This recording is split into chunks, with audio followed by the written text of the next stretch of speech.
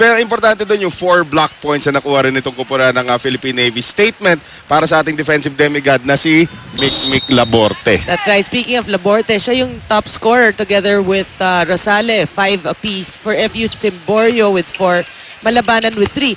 True yung sinasabi mo, si Palma hindi pa rin masyado nag-score ng points. Pero yun, naging halata na doon para sa kupunan ng FU kasi natalo sila nung ating first set as Cruzada scores again para dito sa Lady Sailor. Simula nitong ating second set. Muli, magandang araw po sa inyo lahat. Noel Zarate kasama si Noreen Go at si Miyaka Lim. Titignan natin if the curse of Miyaka will be broken in this match. Din yung one of my first tweets. No? Oo nga. The curse. The curse. At Miyaka, he blamed you. Ay, hindi.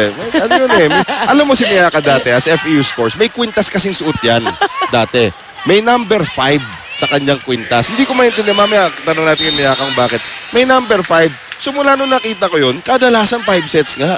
Yun yung anting-anting na nagpapahaba. Again, Miyaka, it's for the fans. Yeah.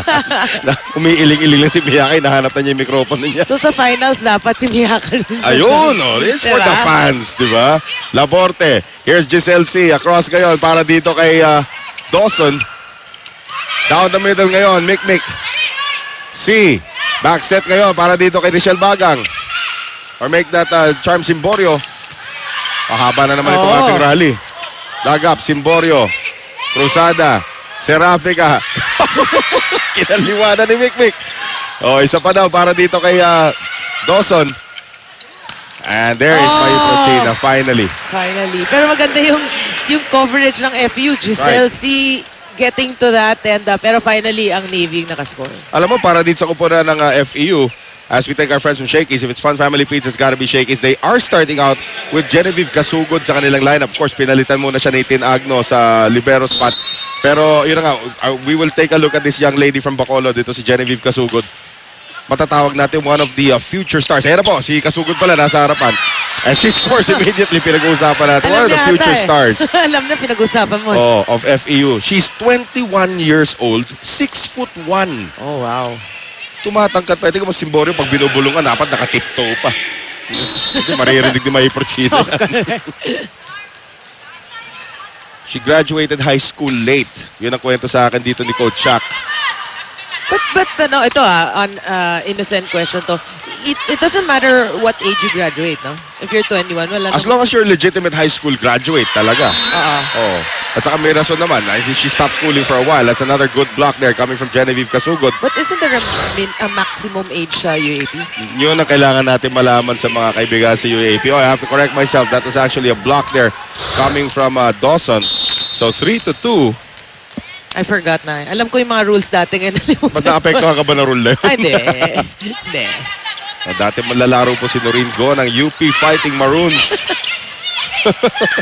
That's a long time ago. History. Wala pa libero na. Rob, Kasugod, and Simborio converging.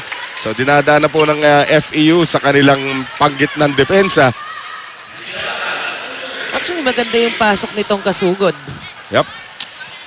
But of course, if you have kung meron kang 6'1". 6'1".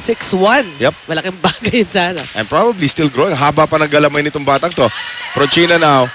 Going over to Cruzada. Dug up. Kasugod gets to it. Leaves it in the air for Simborio. Rosale, back set. Cruzada, dinalawang kamay.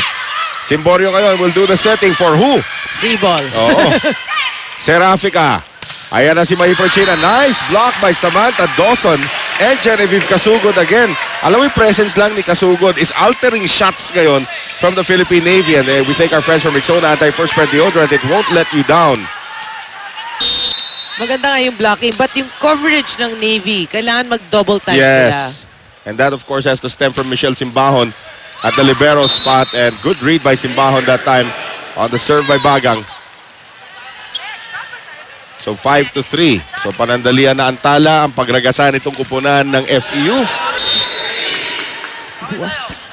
Well. Hanapin mo sa phone mo, may translator naman diyan eh. C. Hinabol.